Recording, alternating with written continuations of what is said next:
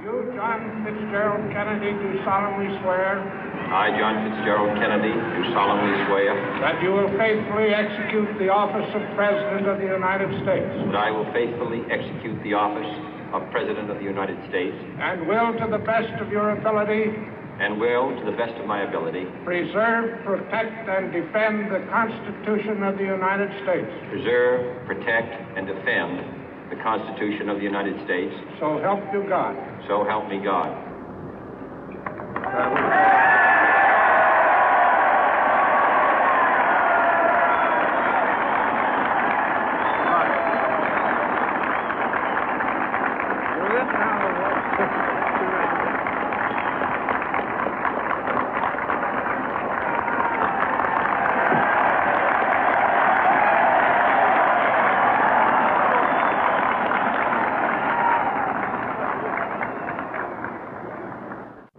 Vice President Johnson, Mr. Speaker, Mr. Chief Justice, President Eisenhower, Vice President Nixon, President Truman, Reverend clergy, fellow citizens.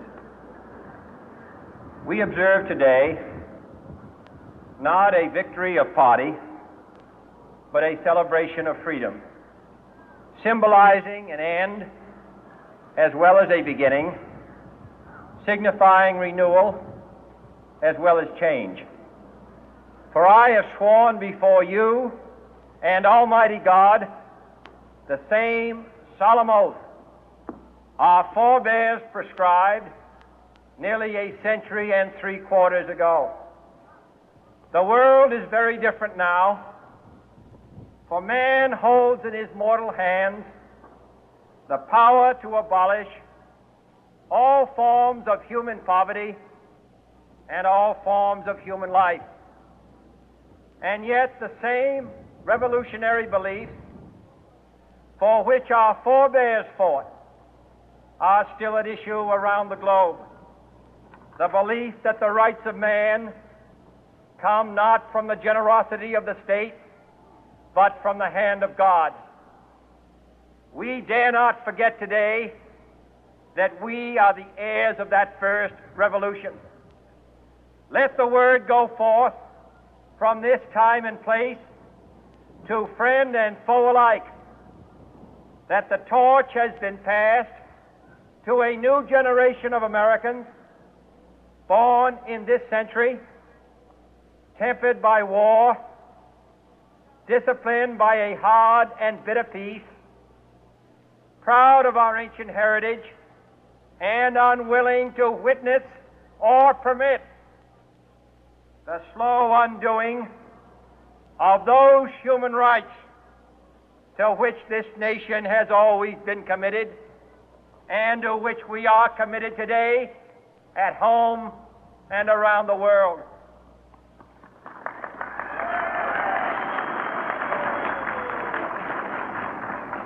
Let every nation know, whether it wishes us well or ill, that we shall pay any price, bear any burden, meet any hardship, support any friend, oppose any foe to assure the survival and the success of liberty.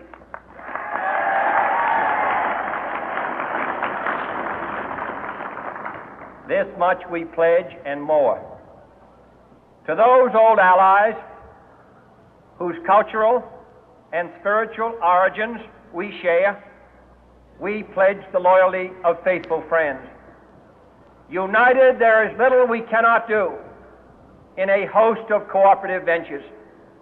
Divided, there is little we can do, for we dare not meet a powerful challenge at odds and split asunder. To those new states whom we welcome to the ranks of the free, we pledge our word that one form of colonial control shall not have passed away, merely to be replaced by a far more iron tyranny. We shall not always expect to find them supporting our view, but we shall always hope to find them strongly supporting their own freedom, and to remember that in the past, those who foolishly sought power by riding the back of the tiger ended up inside.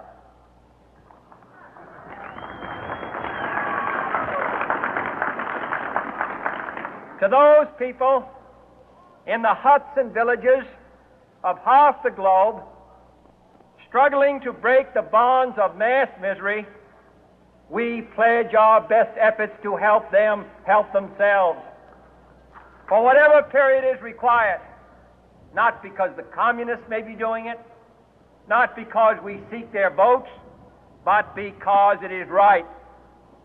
If a free society cannot help the many who are poor, it cannot save the few who are rich.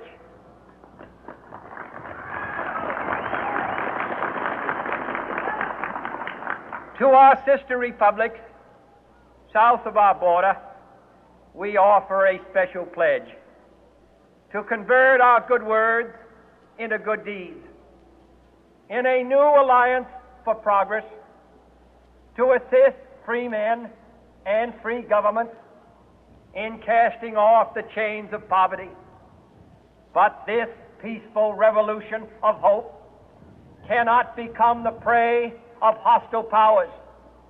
Let all our neighbors know that we shall join with them to oppose aggression or subversion anywhere in the Americas. And let every other power know that this hemisphere intends to remain the master of its own house.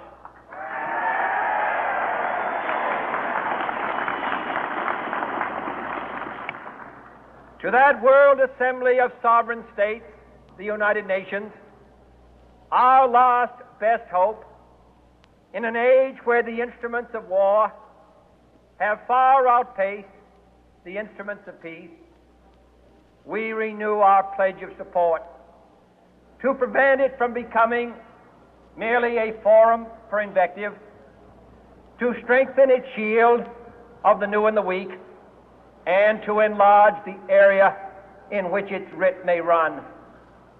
Finally, to those nations who would make themselves our adversary, we offer not a pledge, but a request that both sides begin anew the quest for peace.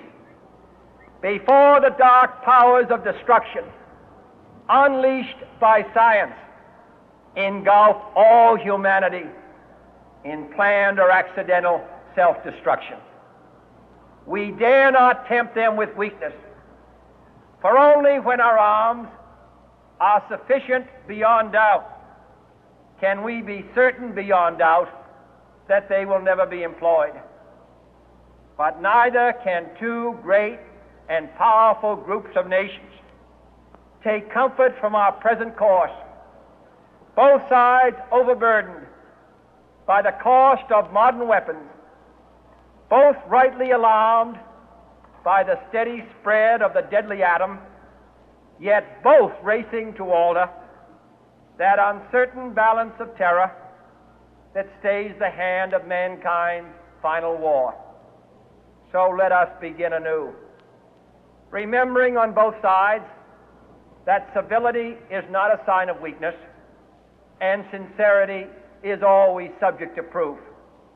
Let us never negotiate out of fear, but let us never fear to negotiate.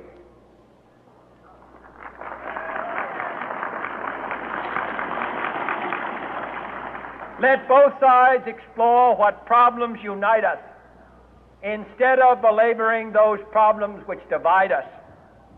Let both sides, for the first time, formulate serious and precise proposals for the inspection and control of arms, and bring the absolute power to destroy other nations under the absolute control of all nations.